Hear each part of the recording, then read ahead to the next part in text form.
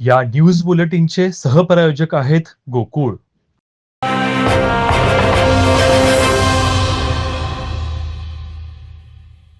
शालेय मुलांना उन्हाळी सुट्टी लागल्यानं बच्चे कंपनी आता मनसोक्त खेळण्याचा आणि पाण्यात डुंबण्याचा आनंद लुटत आहेत.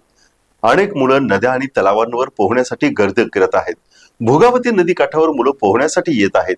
मात्र याच नदीत गेल्या महिन्यात एका मोठ्या मगरीचं दर्शन झाल्यानं भीतीचं वातावरण या परिसरात पसरलं आहे. त्यामुळे पोहण्यासाठी मुलांनी सुरक्षेच्या दृष्टिकोनातून कुरुकली येथील जलतरण तलावाला पसंती दिली आहे. भोगावती नदीच्या आसपास राहणाऱ्या पालकांनी आपल्या मुलांच्या सुरक्षेची अधिक काळजी घेतली आहे. नदीवरती खेळायला जाणाऱ्या मुलांना मगरीच्या धोक्याची जाणीव करून दिली जात आहे. भोगावती नदीच्या परिसरातील अनेक पालकांनी खबरदारीचा उपाय म्हणून आपल्या मुलांना कुरुकली येथील जलतरण तलावाकडे पाठवण्यास सुरुवात केली आहे. कुरुकली इथं प्रशिक्षित प्रशिक्षकांच्या देखरेखीखाली मुलं जलक्रीडांचा आनंद घेत आहेत.